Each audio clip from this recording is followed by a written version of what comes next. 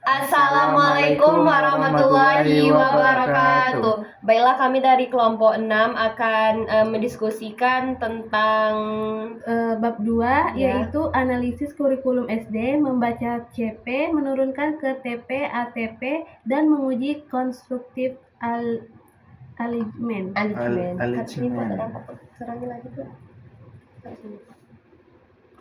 Baiklah, sebelum itu kami mungkin akan membahas tentang analisis kurikulum SD, ya kan? Nama itu kurikulum. Apa itu sih kurikulum? Nah, kurikulum itu merupakan sebuah panduan ataupun juga landasan utama dalam proses pembelajaran di sekolah. Nah, jadi di sekolah itu tuh kurikulum tersebut sangat diperlukan untuk menentukan baik itu arah pembelajaran, bagaimana proses pembelajarannya, apa materinya, dan sebagainya. Terus apa lagi? Nah, jadi kurikulum ini yaitu untuk memahami arah, tujuan, isi, dan cara pembelajaran yang harus dilaksanakan. Nah, jadi dalam konteks SD dan kurikulum merdeka, analisis kurikulum tidak berhenti pada membaca isi dokumen saja, tetapi sampai pada kita menerjemahkan capaian pembelajaran menjadi rencana pembelajaran yang nyata di kelas. Nah, juga analisis kurikulum itu kan merupakan pondasi utama ya kalau misalkan guru itu mengajar di sekolah dasar. Nah, pada juga kurikulum merdeka, perencanaan pembelajaran harus berangkat dari capaian pembelajaran, yaitu CP yang bisa kita kenal sekarang. Bukan dari aktivitas atau materi semata, tetapi juga CP itu menjadi rujukan yang memastikan pembelajaran secara kebijakan, relevan, dan terukur secara asesmen. Berarti kan bisa kita simpulin kalau analisis kurikulum itu harus sesuai dengan kebijakan dan harus relevan karena kita sebagai guru untuk mengajar kepada siswa. Nah, jadi kurikulum itu adalah untuk memahami posisi CP. CP merupakan gambaran kemampuan yang harus dicapai siswa pada akhir suatu fase A, B, atau C di SD.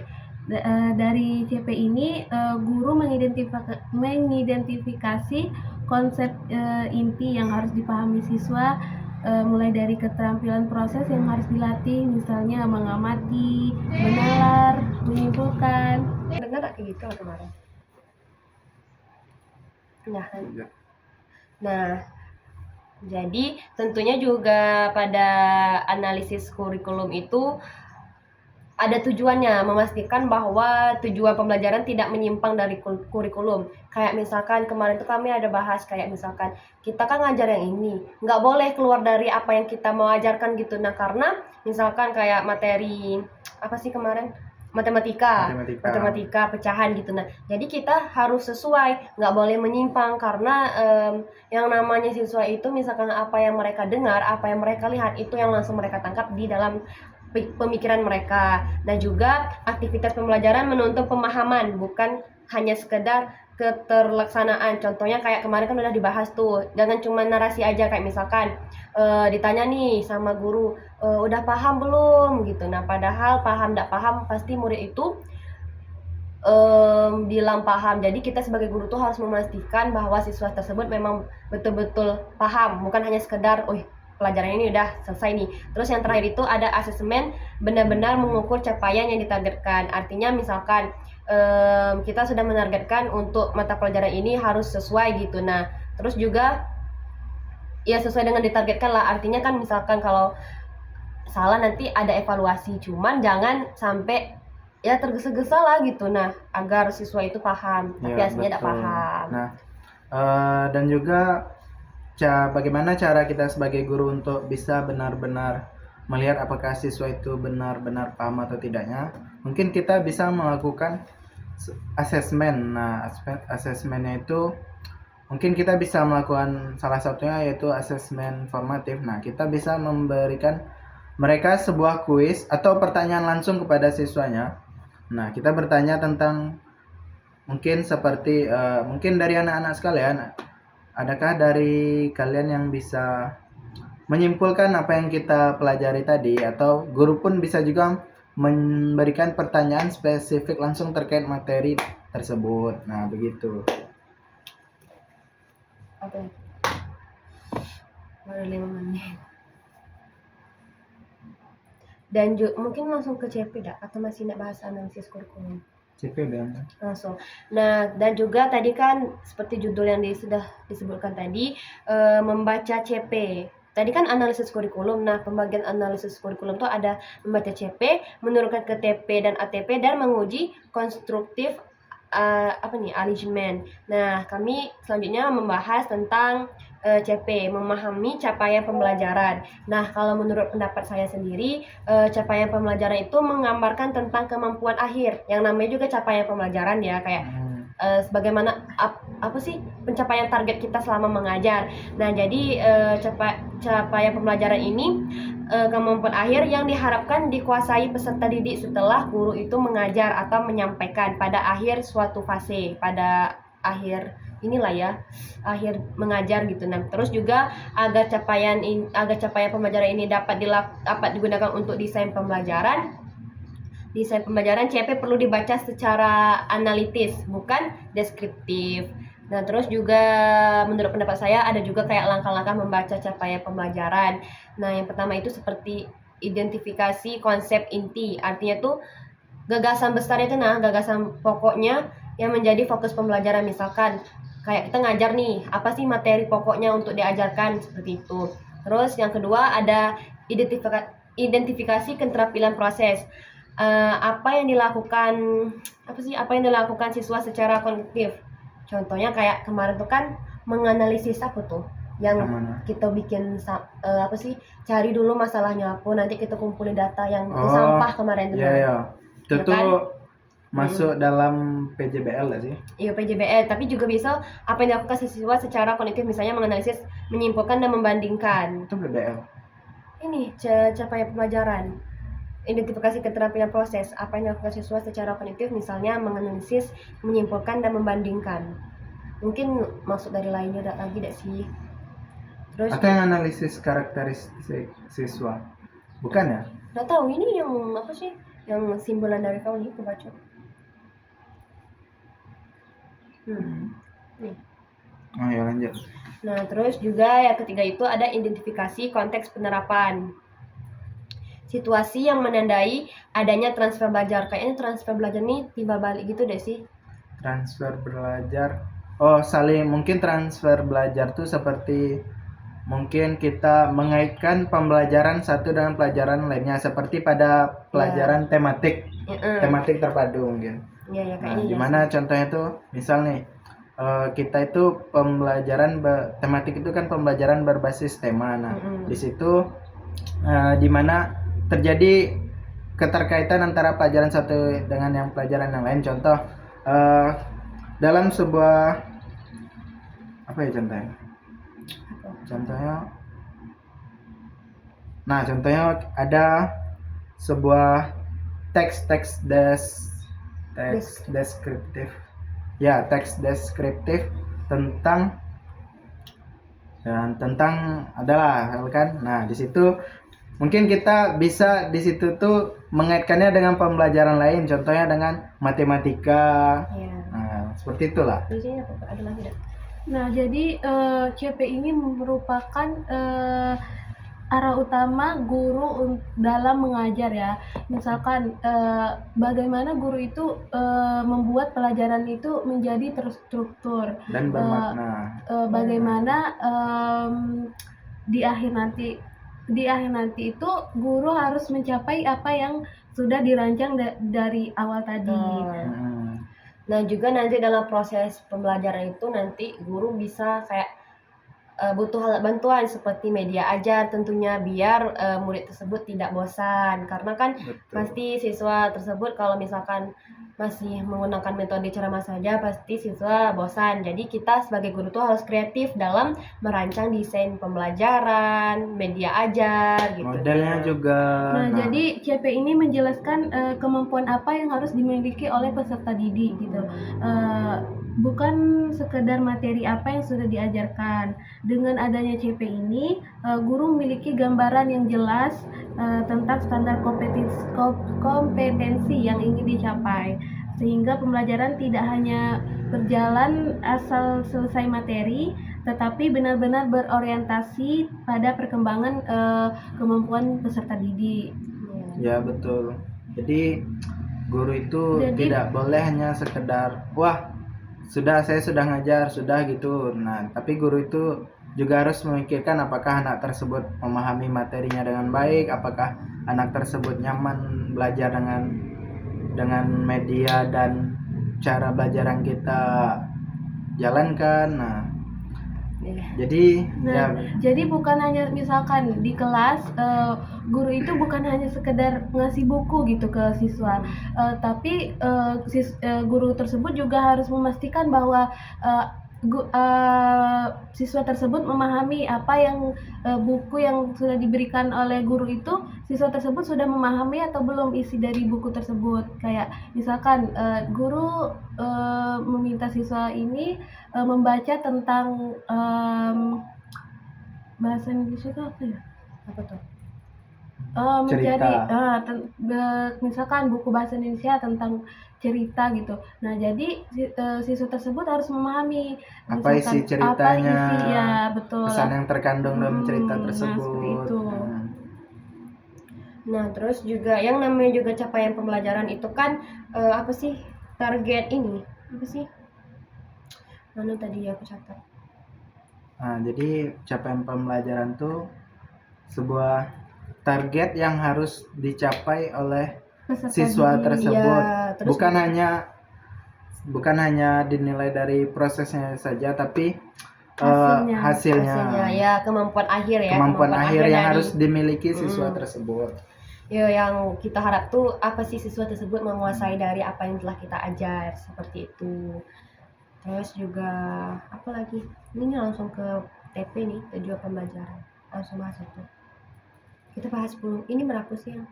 Kita bahas 10 menit beda sih. Kalau ini lebih enggak apa-apa juga. Terus selanjutnya itu setelah capaian pembelajaran itu ada yang namanya kasih contoh CP nih. Iya. Tadi kan udah. Dari kita ngajar yang guru ngajar tuh nah. Oh iya. Nah, selanjutnya pembahasan tentang tujuan pembelajaran apa nih? Atau kita sebut dengan TP sebagai turunan dari CP, yaitu capaian pembelajaran. Nah, jadi tujuan pembelajaran ini adalah bentuk operasional dari capaian pembelajaran yang digunakan untuk merancang pembelajaran dalam jangka waktu lebih pendek. Tadi kan untuk keseluruhan tuh. Nah, ini kan untuk dalam jangka waktu lebih pendek. Ada enggak di materi kau? Nah, lebih pendek. Jadi TP itu turunan dari CP yang telah kami jelaskan di awal tadi. Mungkin TP itu adalah sebuah bentuk kriteria yang harus dicapai oleh siswa tersebut terkait sebuah materi yang lebih spesifik, bukan untuk penilaian akhir, tapi terkait sebuah materi dalam suatu pembelajaran atau bab dalam pembelajaran. Tidak gitu ya? Di bawah TP tadi apa? Di bawah CP, TP, KTP. KTP bukan TP sih. ATP. Ini kayak yang begitu aja.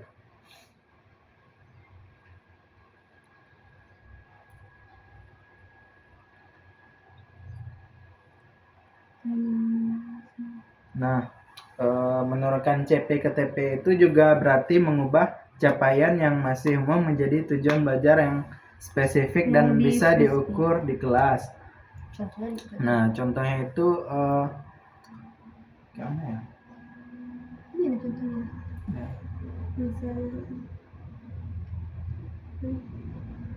Nah, misalnya itu mengidentifikasi beda dengan menganalisis atau bukan ya? Bukan. Dengan asal-asal baca dulu. Pause dulu dong. Ini.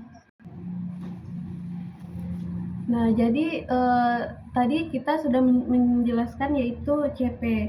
Nah, jadi CP itu adalah gambaran kemampuan besar yang harus dicapai siswa pada akhir suatu fase. Misalnya fase A, B, C, dan D di SD. Sifatnya masih umum dan jangka panjang. CP itu disusun oleh pemerintah sebagai standar nasional sehingga isinya mencerminkan kompetensi inti yang menjadi arah pembelajaran karena masih luas gitu ya. Nah, kemudian diturunkan menjadi TP. TP adalah turunan dari CP yang sudah yang lebih spesifik dan dibuat lebih operasional. Nah, TP ini menjelaskan kemampuan spesifik yang harus dikuasai siswa dalam rentang waktu yang lebih singkat. Artinya itu kan seperti yang sudah dijelaskan oleh saudari Puput tadi kan bersifat lebih apa sih tadi? Spesifik. Iya, Nah, arti spesifik sini kan lebih terukur dan lebih dapat kecil gitu. ya dapat dicapai dalam satu atau beberapa pertemuan. Artinya kan dalam jangka waktu pendek ya. Jadi juga tujuan TP ini harus dirumuskan menggunakan verb apa tadi? Operasional ya. Operasional yang jelas disertai juga dengan objek belajar. Nah, terus juga kayak seperti waktu pelaksanaannya, kondisi pelaksanaannya serta indikator keberhasilan dari turunan CP tersebut. Nah, juga TP yang baik itu akan menjadi dasar dalam menentukan aktivitas pembelajaran dan jenis asesmen yang tepat. Tanpa tujuan pembelajaran yang jelas, pembelajaran berisiko tidak terarah dan sulit diukur ketercapaiannya. Kalau di CP tadi kan harus sesuai karena itu kan target capaian pembelajaran. Nah, kalau TP ini juga harus jelas karena ya tadi berisiko tidak terarah karena ini kan harus spesifik, harus terukur. Nah, kalau contoh menurut pendapat saya, kalau contoh mudahnya dari TP itu pendapat saya ya. Contoh mudahnya kayak misalkan yang sudah kami jelaskan tadi di CP capaian pembelajaran itu kan memahami teks informasi yang telah guru berikan karena itu kan targetnya. Nah, sedangkan kalau TP ini apa sih tujuan pembelajaran ini dapat dirumuskan menjadi seperti peserta didik mampu mengidentifikasi ide pokok dan ide pendukung pada teks informasi melalui diskusi kelompok. Kayak itu tugas untuk contohnya ya, ditunjukkan dengan peta konsep yang benar. Itu kalau peta konsep tuh mudah lah untuk anak SD untuk bikin gitu. Nah, jadi itu contoh mudahnya. Mungkin dari teman-teman ada contoh yang lain atau gimana gitu. Ada contoh yang lain kalian?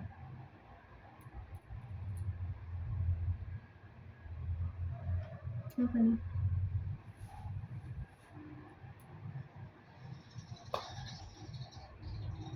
Ini ada sih contohnya.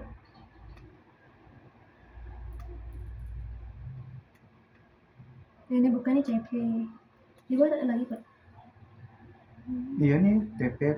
Bukan, kalau CP ini bentar. Setelah pembelajaran jadi fokus, tapi bukan pada yang diajarkan guru, mereka pada apa yang dapat ditunjukkan siswa sebagai hasil belajar. Oh, berarti dapat kita simpulin tuh kalau TP itu apa yang telah guru ajarkan itu yang mereka apa sih ini? Apa yang dapat ditunjukkan siswa sebagai hasil belajar? Apa yang dapat murid itu nunjukin ke guru dengan depan kawan semuanya gitu. Misalnya contohnya lah tadi seperti asesmen tadi itu nah saat asesmen itu kan guru misalnya bertanya sih apa sih yang kalian dapatkan atau kalian pahami dari tadi, adakah dari anak-anak sekalian yang bisa menyimpulkan. Nah, itu tuh mungkin tuh bisa untuk menunjukkan suatu tujuan pembelajaran gitu. Jadi bukan berfokus apa yang guru ajarkan, tapi apa yang siswa tersebut dapatkan setelah guru mengajarkan materi tersebut. Nah, seperti itu. Apa lagi? Atau langsung ke itu deh. Masih ada contoh lain nggak? Bagus. Matiin dulu, kita banyak diamnya woy kali ini. Nah, jadi di dalam kurikulum Merdeka, nah TP itu berfungsi sebagai panduan utama guru saat merancang pembelajaran harian. Nah, jadi di sini itu guru tidak lagi hanya berpatokan pada daftar materi saja, tetapi pada kemampuan apa yang perlu benar-benar siswa itu kuasai. Nah, misalnya itu eh, misalnya kita itu sedang belajar tentang pecahan. Nah, jadi bukan berfokus hanya pada sekedar belajar tentang pecahan saja, tetapi siswa itu harus mampu untuk membandingkan dua pecahan sederhana menggunakan gambar ataupun sebagainya. Artinya itu fokusnya itu pada kompetensi, bukan hanya isi pelajaran tersebut. Dan juga ciri TP yang baik di sekolah dasar adalah menggunakan kata kerja operasional yang bisa diamati seperti yang bilang Putri tadi, seperti menyebutkan, mengelompokkan, menunjukkan, menjelaskan, atau membuat. Nah, TP ini juga harus memuat objek yang jelas, apa yang dipelajari, konteks kegiatan melalui apa, serta indikator keberhasilan atau bukti bahwa siswa sudah bisa. Nah, hal ini tuh sangat penting karena pembelajaran SD itu menekankan pengalaman langsung, praktik, dan pemahaman nyata, bukan hanya hafalan semata. Terus yang lagi?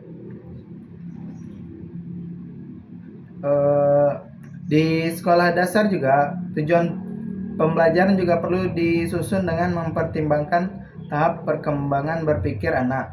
Pada kelas rendah, tujuan pembelajaran lebih banyak berfokus pada pengenalan, pengamatan, dan kegiatan yang konkret atau nyata.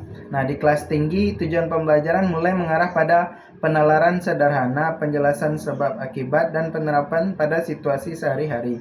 Nah, jadi walaupun capaian pembelajaran satu fase terlihat luas, tapi tujuan pembelajaran membantu memecahnya menjadi langkah-langkah kecil yang realistis untuk dicapai oleh siswa.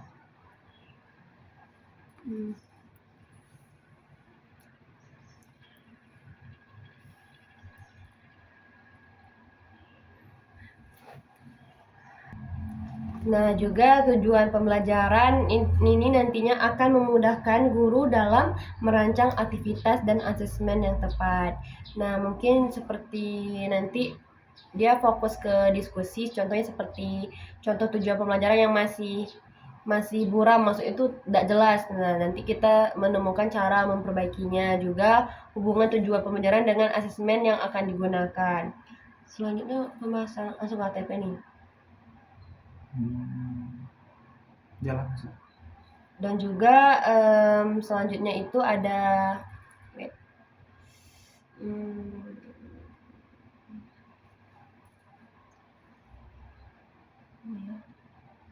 nah, selanjutnya itu ada pembahasan tentang apa? Tentang ATP. Jadi apa tadi? ATP atau ATP. Nah, jadi ATP ini apa sebutan dari ATP ini? Asesmen tujuan pembelajaran. Alur tujuan pembelajaran. Nah, jadi di sini saya akan membahas tentang menyusun ATP ringkas dengan urutan sederhana ke kompleks. Nah, jadi alur tujuan pembelajaran ATP ini merupakan susunan dari TP. Nah, tadi kan dari CP turun ke TP. Nah, sekarang ini kan ATP. ATP ini dari susunan dari TP, itu tujuan pembelajaran yang menunjukkan proses belajar bertahap dari kemampuan dasar menuju kemampuan yang lebih kompleks. Artinya yang basic ke lebih jenjang yang ke lebih tinggi. Nah, terus selanjutnya pada bagian ini tuh diskusi ini menekankan pentingnya scaffolding, yaitu pemberian tahapan belajar yang logis dan berkesinambungan. Kalau yang pembahasan sebelumnya itu dia tuh kayak belajarnya tuh kayak step by step dalam jangka pendek. Nah, sedangkan ini tuh pemberian tahapan belajar yang logis dan berkesinambungan. Artinya tuh tahapan belajar tuh yang apa sih? Artinya berpikir kritis lah gitu. Nah, yang saling nyambung gitu. Nah, berkesinambungan karena di sini dibilang tahapan belajar yang logis. Nah, juga ATP itu yang baik membantu siswa membangun pemahaman secara perlahan dan mendalam. Artinya kan berpikir kritis dalam kan, mereka mengemukakan pendapat mereka sendiri secara perlahan, dan juga bukan meloncat langsung ke tugas yang sulit. Jadi step by step dari yang susah ke dari yang mudah ke susah seperti itu. Dan juga di sini fokus pembahasannya itu tentang ciri ATP yang logis, artinya itu yang nyambung lah gitu. Nah, enggak yang apa tadi yang loncat yang ke yang Iya. sulit. Salah Terus, contohnya ya. itu pada fase awal pembelajaran itu kita itu tidak boleh nih langsung kita menyuruh siswa itu untuk belajar perkalian gini. Tapi kita itu harus membuat siswa itu belajar untuk mengenali angka-angka dulu nih. Oh, ini angka 1 misalnya di kelas 1 SD gitu. Tidak boleh baru berurut, baru masuk ke penjumlahan dan pengurangan, nah baru perkalian dan pembagian dan seterusnya. Terus apa lagi? Nah, ibaratnya tuh kayak misalkan di kelas 1 peserta didik itu diajarkan untuk penjumlahan dulu. Kemudian setelah siswa tersebut memahami penjumlahan, baru masuk ke pengurangan. Nah, kemudian kelas berikutnya baru masuk ke perkalian dan pembagian. Intinya tuh dari pelajaran yang mendasar ke yang lebih menantang. Lebih menantang. Iya, kayak dari yang apa tadi yang saya Dari dasarnya dulu lah intinya Iya. pelajaran tuh, tidak boleh langsung apa tuh?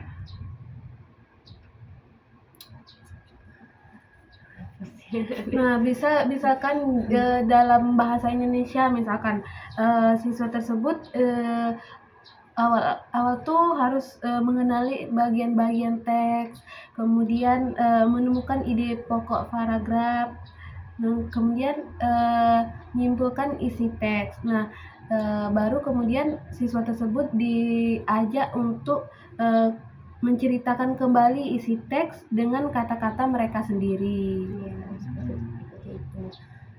Apa lagi? Jadi prosesnya tuh bertahap dari yang mudah dulu, kemudian baru yang sulit gitu. Jadi kesimpulan dari apa yang kami jelaskan tentang ATP tadi tuh ya turunan kan yang pertama sih CP dah yo. CP itu turunannya tuh TP. Nah, jadi kalau ATP ini dia turunan dari TP tadi, tujuan pelajaran tersebut. Nah, jadi ATP nih bisa kita sebut tuh peta jalan belajarnya siswa. Nah, karena agar mereka itu tidak bingung. Nah, yang bingung seperti yang sudah kami jelaskan tadi, dari yang mudah ke yang lebih menantang. Jadi step by step biar mereka tuh tidak bingung, dan juga mereka tuh tidak kewalahan. Masa kayak langsung loncat yang ke tinggi. Nah, kalau kayak gitu tuh mereka bakal kewalahan dan mereka bosan dan mereka ya tidak mau belajar jadinya. Pastinya mereka itu pun juga sulit mengerti gitu, nah kalau langsung Iya, langsung belajar kayak- yang tinggi-tinggi gitu. Iya. Nah, juga tentunya agar tidak mereka kewalahan dan bisa sampai ke tujuan belajar dengan langkah yang apa sih? Yang Nuntun tuh artinya ya terstruktur ya. terstruktur. Jelas gitu nah arahnya. Terus apa lagi? Apa nih? Menguji konstruktif alignment nih. Beda sih. Apa itu, guys? Nah, selanjutnya kita akan masuk mengenai menguji konstruktif alignment. Nah, artinya di sini tuh kita akan mengecek apakah 3 hal utama dalam pembelajaran itu sudah benar-benar terintegrasi atau telah sesuai antara ketiganya, yaitu antara tujuan pembelajaran, aktivitas belajar, serta dan juga asesmen atau penilaian. Nah, di sini tuh kita tujuan pembelajaran itu kan tadi itu adalah kemampuan apa yang harus dicapai oleh siswa tersebut dalam suatu pembelajaran. Nah, sedangkan aktivitas belajar itu kan adalah proses pembelajarannya tadi. Nah, dan untuk menentukan apakah tujuan pembelajaran itu sudah tercapai dalam proses pembelajaran itu, nah kita itu memerlukan yang namanya asesmen atau penilaian. Nah, jika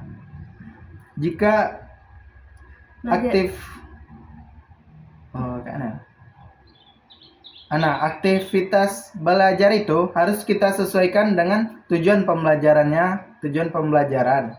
Nah, misalnya itu tujuan pembelajaran itu siswa harus mampu untuk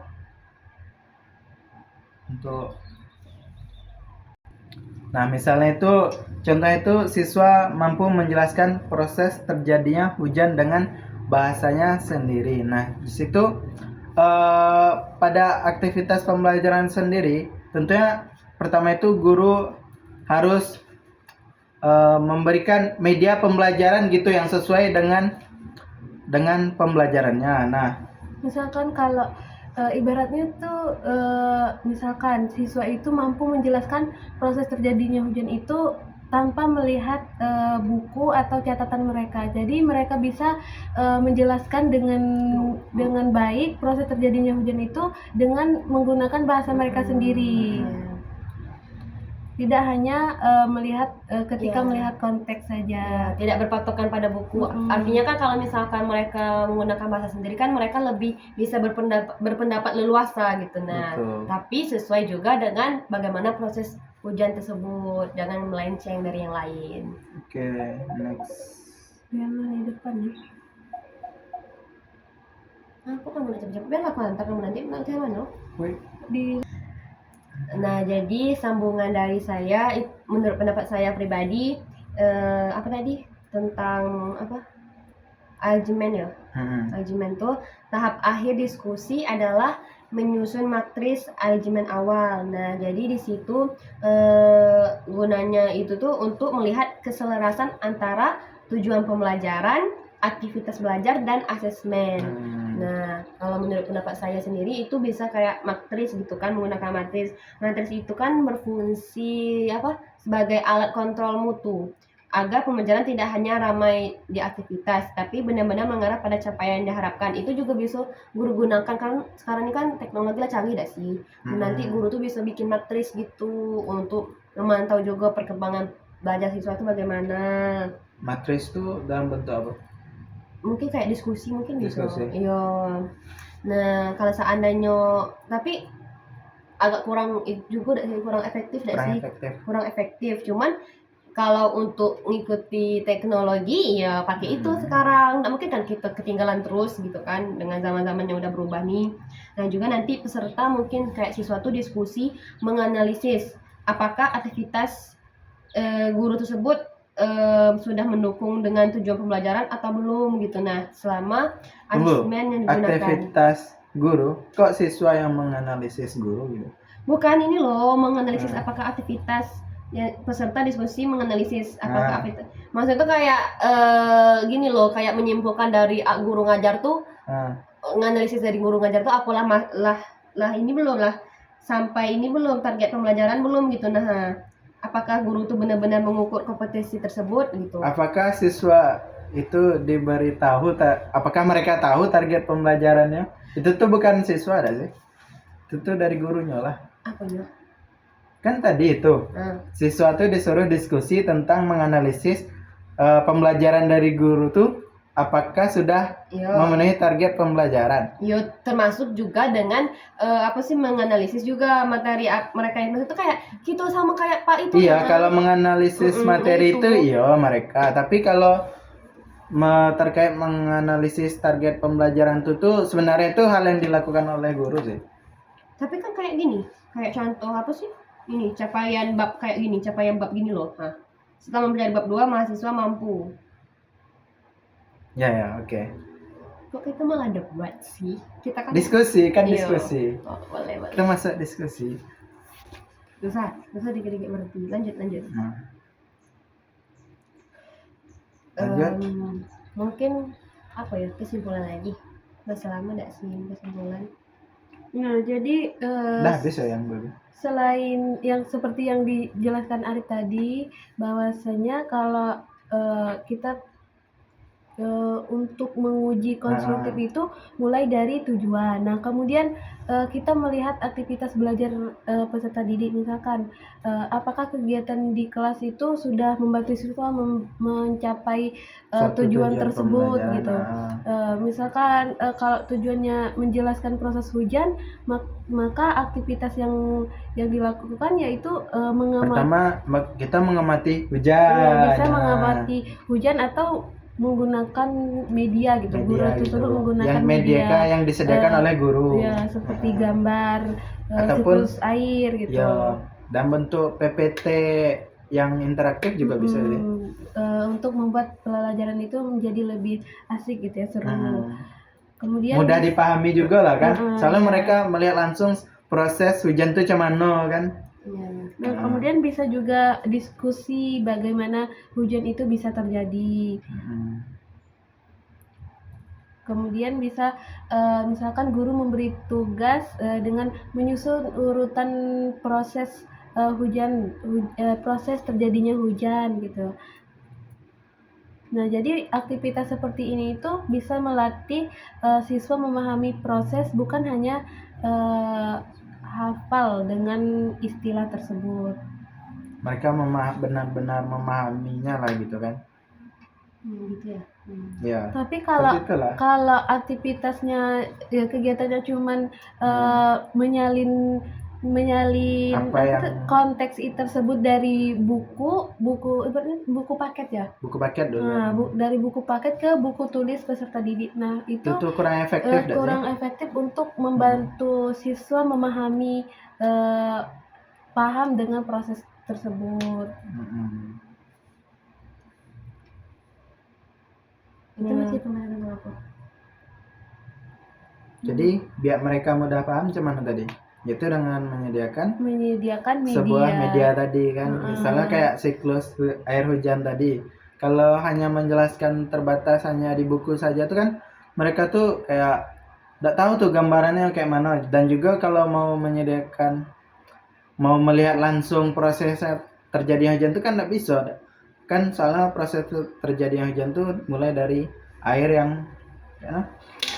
dari sungai itu naik Dari air laut. Oh, dari air laut, Air iya. laut. Dari sungai, sorry. Air laut. Dari air laut. Ngembun kan ke atas. Iya, ngembun ke atas. Nanti barulah adanya proses awan kan, awan mendung gitu. Nah, Ya, kalau mau diperlihatkan kan nggak bisa terlihat tuh. Jadi kita butuh dengan namanya media. Contoh itu seperti ya PPT tadi. Dengan teknologi. Apalagi sekarang kan zaman udah modern ya, jadi manfaatkan teknologi gitu, bukan hanya di buku saja. Kalau menggunakan buku saja, siswa tersebut bisa bosan karena pembelajarannya monoton, Betul sekali. tidak menarik gitu. Seperti yang kita rasakan dulu lah. Iya, seperti yang saya dulu kayak terlalu monoton menggunakan metode ceramah, Apalah suruh mendengar terus kan. Nyata-nyata mendengar, capek ngantuk. nyampein tangan baik gitu.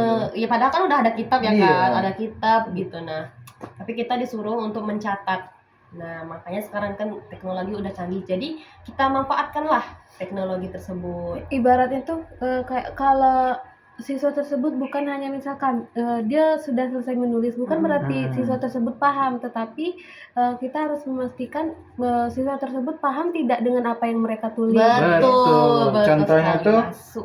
berdasarkan yang kamu tulis tadi bisa tidak Iya. kamu menyimpulkan apa sih yang kamu dapatkan dari tulisan Iya, kamu jadi tersebut. apa yang mereka pikirkan selama belajar itu yang mereka tulis. Jadi mereka Betul. lebih mudah mengingat Ah. dibandingkan mereka melihat buku. Daripada menyalin buku tuh dari buku. mending menulis betul. apa yang mereka pahami gitu. Karena bahasa buku itu bahasa orang lain, bukan bahasa dari pemikiran kita Bukan sendiri. bahasa gitu.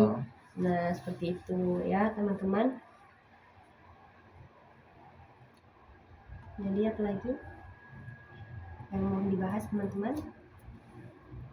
Asesmen ini. Nah, terakhir itu kita bisa ngecek asesmen atau penilaiannya. Jadi kan tadi misalkan tadi membahas tentang proses terjadinya hujan. Nah, jadi guru tersebut bisa menanyakan gitu, fase-fase atau proses-proses terjadinya hujan, misalkan mulai dari penguapan, Ya, kemudian siklus. siklus air. Siklus airnya juga berpengaruh sih. Iya, kan Iya. pengaruh itu tuh. Iya. kemudian tumbuhan juga melepaskan uap air melalui proses yang disebut dengan transpirasi. Iya. Iya, betul. Nah, kemudian proses selanjutnya yaitu disebut dengan pengembunan atau kondensasi. Iya, Pak. Kemudian proses terjatuhnya Banyakan ya proses. proses terjatuhnya air dari awan. Nah, itu disebut dengan Apa tuh? presipitasi. Nah, jadi Presipitasi. proses hujan itu mulai dari penguapan, pengembunan. Itu secara singkatnya ya. Iya, Ah. lebih singkatnya gitu. Penguapan, pengembunan, Apalagi hujan turun kembali ke turun ke bumi bumi. dan menguap lagi. Tapi saya ada terjadilah pertanyaan. sebuah siklus. Saya ada pertanyaan nih. Apa tuh? Kan air kan udah ada nih Ah, ah. di itu kan di apa sih kalau itu terjadinya kan air laut kan. Ah. Nah, kenapa dia menurunkan hujan lagi? Kayak jatuhnya kayak ribet gitu gak sih? Kayak nanti gak sih kayak kerja 2 kali. Ini udah ada air nih. Iya. Dia naik lagi ke atas, terus turun lagi. Maksudnya apa gitu? Maksudnya Untuk itu ini menyiram tanaman. agar Oh. agar orang itu tuh kan tidak semua orang tuh tinggal dekat laut gitu nah. Oh, iya. Jadi yang tidak tinggal laut. Yang tidak dekat laut kan susah Dapat mendapatkan merasakan- air. Oh iya, I see. Iya. Yes, yes. Mungkin begitu dah ya. Misalkan contohnya Iya, contohnya saja pernah ada sih mikir kayak gitu kayak ngapain dia dari Iya. ini? Naik ke atas. ibaratkan kalau tidak ada hujan. Nah, bagaimana tanaman-tanaman ini Oh, bisa itu bisa juga. ini kita yang musim kemarau 3 bulan Nggak Tapi hujan-hujan udah- aja kita lah kesusahan ya. kesusahan Iya, dan betul, kekeringan. betul. Yang punya sumur tuh enak lah dah. Oh, Tapi iya. tetap kering sih. Kering. Tetap kering. Kan diserap pohon juga. Iya, iya, iya, isi. Seperti itu ya, guys ya. Mungkin ada lagi teman-teman yang mau dibahas.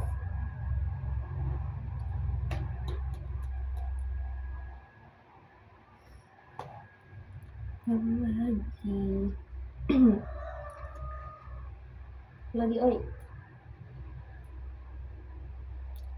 Oke, tadi kita sudah bahas CP, TP, ATP, konflik alignment. Kesimpulannya lagi. Lagi berapa menit? Ya, kan? jadi menguji konstruktif alignment itu artinya kita ngecek apakah Ya. tujuan kegiatan Kita belajar cek kembali lah kan. dan penilaiannya itu sudah pas atau belum. Nah, iya, betul sekali. Mantap.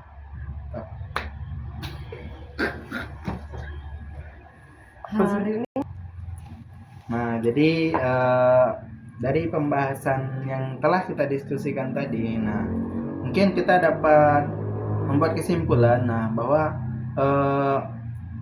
secara keseluruhan perencanaan pembelajaran dalam kurikulum Merdeka itu dimulai dari pemahaman yang kuat terhadap capaian pembelajaran. Nah, jadi guru itu benar-benar harus paham apa itu capaian pembelajaran. Nah, Apa saja yang harus dicapai dalam suatu pembelajaran gitu. betul.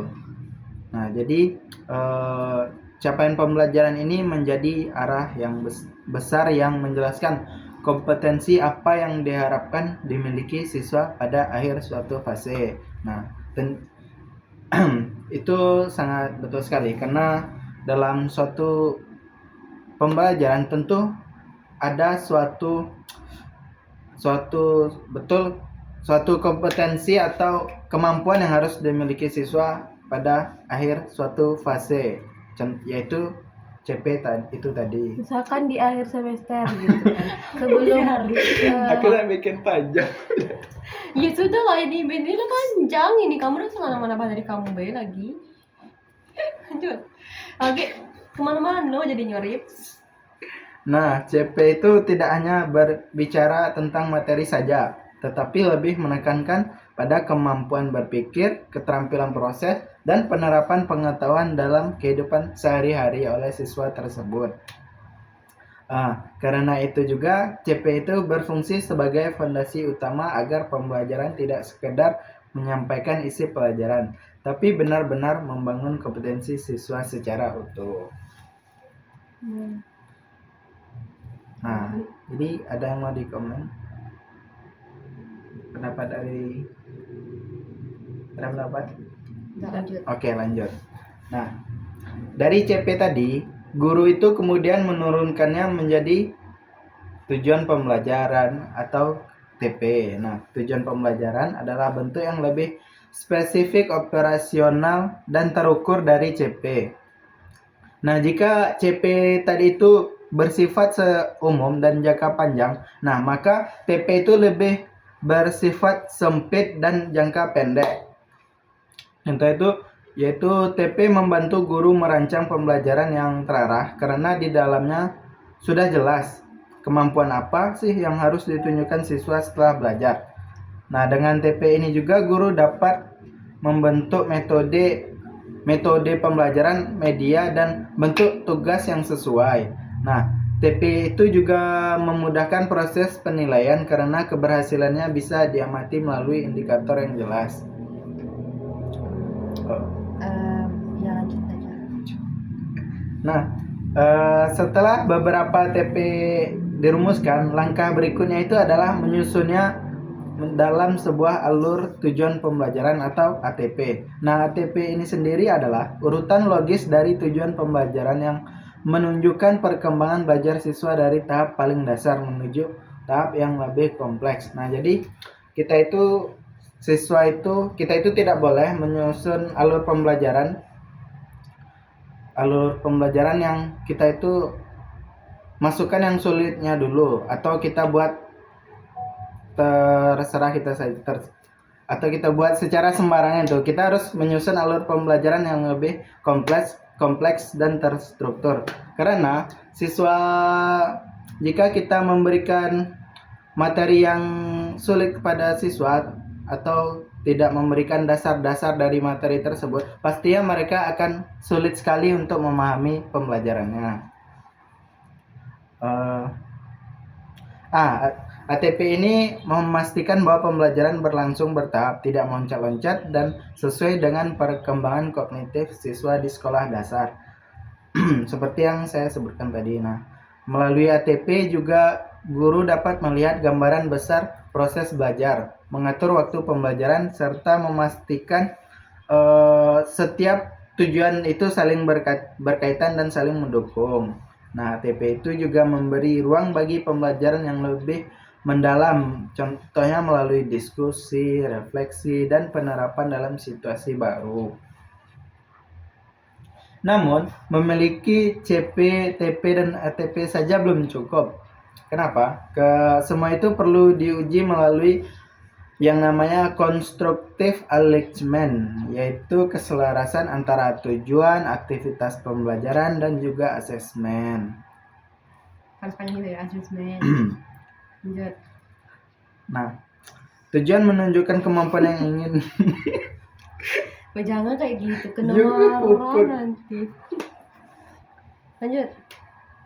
Sorry guys. Tujuan menunjukkan kemampuan yang ingin dicapai. Aktivitas menjadi sarana siswa berlatih kemampuan tersebut, dan asesmen menjadi alat untuk membuktikan apakah kemampuan itu sudah terbentuk. Nah, jika salah satu tidak selaras, maka pembelajaran itu bisa menjadi tidak efektif. Jadi semua itu harus selaras antara TP, aktivitas pembelajaran, dan juga penilaian atau asesmen. Nah, misalnya nih, tujuan menekankan kemampuan berpikir kritis, tetapi pada aktivitasnya itu siswa hanya berupa menyalin, dan penilaian hanya pilihan ganda. Nah, dalam kondisi seperti ini, hasil belajar tersebut tidak akan terlaksana secara kalau full itu apa? Yang secara apa tuh kalau yang menyeluruh? Bukan, kalau lapas gitu, apa ya kata-katanya namanya? Target. Ya pakai kayak sesuai target tuh, maksimal. Maksimal. Maka hasil belajar tersebut tidak akan maksimal atau tidak benar-benar mencerminkan capaian yang diharapkan. Nah, agar pembelajaran tersebut dapat tercapai secara maksimal, maka kita itu harus menyelaraskan antara tujuan pembelajaran, aktivitas, dan asesmen. Nah, dengan melakukan uji konstruktif alignment sejak tahap perencanaan, guru dapat memastikan bahwa setiap kegiatan belajar benar-benar mengarah pada tujuan dan setiap penilaian benar-benar mengukur kemampuan yang ditargetkan. Nah, jadi kita itu harus, sebagai guru harus betul-betul memastikan bahwa pembelajaran siswa itu benar mengarah pada tujuannya. Jadi kita itu tidak boleh dalam pembelajaran itu melenceng gitu. Nah, keluar jadi jalur gitu. keluar jalur. Ya betul sih, keluar jalur. Nah, karena hal ini membuat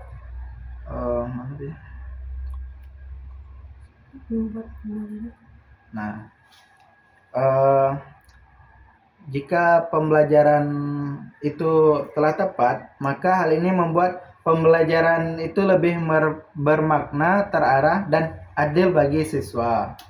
Jadi bukan sekedar pembelajaran belajar saja, tapi ada maknanya bagi siswa tersebut. Nah, nilai yang diperoleh siswa pun lebih menggambarkan kemampuan sebenarnya, bukan sekedar hasil hafalan atau keberuntungan. Jadi siswa itu tidak hanya menghafal-hafal saja gitu, nah, atau menulis menyalin dari buku, tapi mereka benar-benar mendapatkan inti dari pembelajaran tersebut. Nah, jadi Aku lagi. Oke. Yang ini enggak sih? Baik, dari pemaparan saudara Arif tadi, jadi kita semua mungkin ya, atau saya sendiri atau mungkin kalian semua dapat disimpulkan bahwa dalam desain pembelajaran kurikulum Merdeka yang tema besar tadi capaian pembelajaran itu memberi arah besar tentunya, dan juga tujuan pembelajaran itu memberi fokus yang spesifik. Terus juga ATP tadi memberi urutan perkembangan belajar, dan perkembangan belajar maksud itu kayak terstruktur gitu, nah tidak melenceng kan. Betul. Dan konstruktif alurnya lah kan, ya, alur pembelajaran. dan konstruktif aljemen memastikan semuanya berjalan selaras. Nah, mulai dari apa tadi? CP. Tujuan. CP yang pembelajaran. Tujuan pembelajaran, aktivitas, dan juga asesmennya gitu. Iya. Antara ketiga hal itu harus saling berkaitan, terintegrasi. Iya, terintegrasi. Nah, jadi yang kami sebut tadi kan saling berkaitan dan menjadi dasar penting dalam merancang pembelajaran yang efektif tentunya, agar siswa-siswa tersebut tidak bosan ketika dalam proses pembelajaran. Ya, bertahap seperti yang sudah kami jelaskan tadi. Inti itu kayak dari pelajaran mendasar ke yang menantang, yang lebih menantang. Atau yang lebih sulitnya, hype-nya. Nah, yang lebih menantang, dan juga dan benar-benar mendukung perkembangan kompetisi siswa sekolah dasar. Artinya di sini ya tadi itu harus dari dasar ke yang lebih menantang. Tidak boleh langsung loncat ke yang lebih, langsung loncat ke yang langsung susah. Pelajaran yang lebih dalamnya langsung gitu. Kadang tuh kayak banyak tuh kayak matematika itu kan kayak misalkan nih cuma ngikut jalan itu aja, padahal kalau matematika ya, pelajaran matematika itu kan rumusnya banyak. Jadi biasanya tuh ya kalau guru matematika tuh lebih ke menggunakan seperti ibu kemarin tuh bilang, apa sih namanya tuh yang ibu tuh bilang, padahal dia tuh contoh soal yang mereka pelajari itu soalnya tidak sama dengan contoh soal yang diberikan. Nah, dari situlah letak kesalahan. Ya, dalam sebuah asesmen misalnya pada sebuah ulangan lah kan. Iya, ulangan. Atau tugas ya kan. Soal ulangan tuh seringkali berbeda dengan dengan apa yang dicontohkan oleh guru pada tersebut. Saat pelajaran. Nah, jadi letak sulitnya siswa itu di sana. Nah, kan padahal kita kan pengen melihat perkembangan kompetensi siswa. Nah, harus bertahap juga, jangan kayak melenceng gitu. Nah, harus efektif lah. Betul. Nah, dari situlah. Makanya kalau guru tuh kalau mau ngubah pun kayak matematika tuh kalau misalkan mau ngubah, setidaknya ubah angkanya saja gitu, bukan Iya. ini. Maksudnya tuh kayak Tata letak itunya udah sih kayak yang sudah sesuai lah gitu. Nah makanya Iya. kayak sebelum guru tuh ngasih contoh soal, saran dari saya ya, lebih baik kayak diperhatikan juga dengan soal-soal yang ada dalam kitab gitu. Nah jadi diselarasin gitu, nah disamain gitu, nah Betul. melenceng. Mungkin bisa juga dengan misalnya kita telah memberikan sebenarnya contoh soal nih pada pembelajaran tuh. Nah, kita tuh juga harus mencontohkannya lagi jika soal ini berada di posisi yang lain gitu. Nah, misalnya kayak kemarin tuh kita bahas tuh pembelajaran transfer. Yang pembelajaran transfer. Nah, misalnya tuh jika contohnya pada soal pertama tuh misalnya di pelajaran MTK tuh penjumlahan apa sejajar. Misalnya 22 tambah 27 sama dengan itu apa penjumlahan. Nah, misalnya 22 tambah 7. Nah, bagaimana jika setelah itu kita beri soal lagi mereka, bagaimana jika soal tersebut diubah menjadi soal cerita gitu. Nah,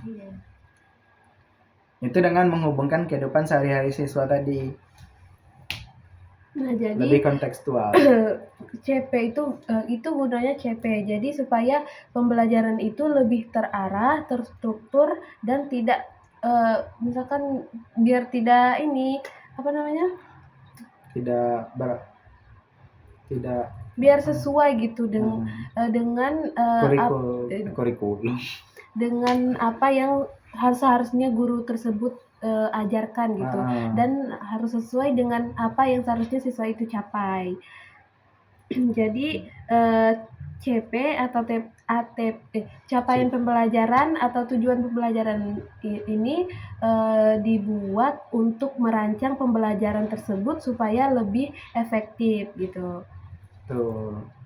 Dan terarah.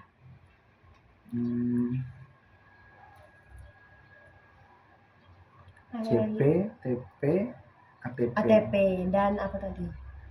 Arrangement. Constructive arrangement. Supaya guru itu tidak asal-asal ngajar gitu, kayak ngasih buku udah tanpa tahu siswa tersebut paham atau tidak dengan apa yang guru berikan. Betul. Gitu.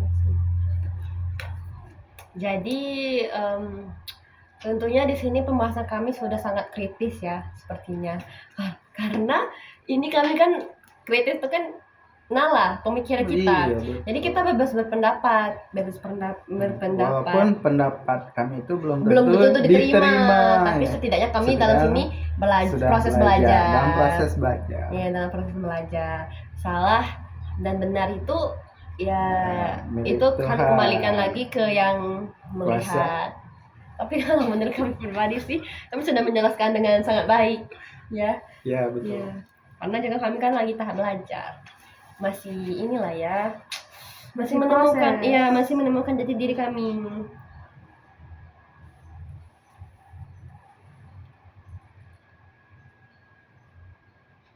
Jadi dapat disimpulkan bahwa capaian pembelajaran itu sangat penting dalam sistem pembelajaran. Iya.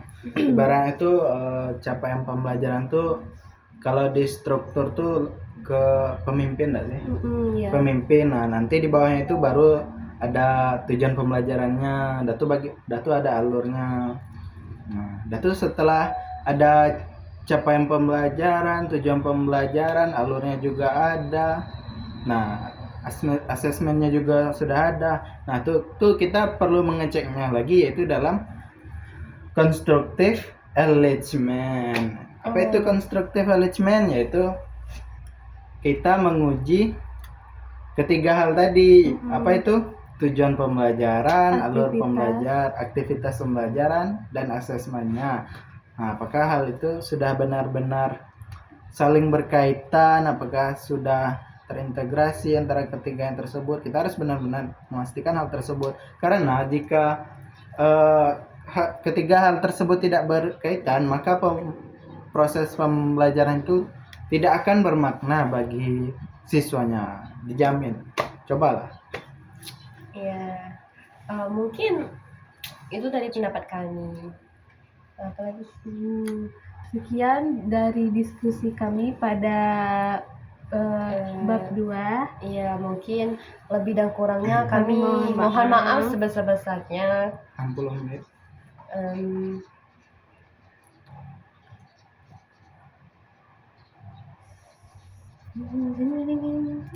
Sekian dari kelompok kami. Gila, kita di menit 50, detik 50. Hmm.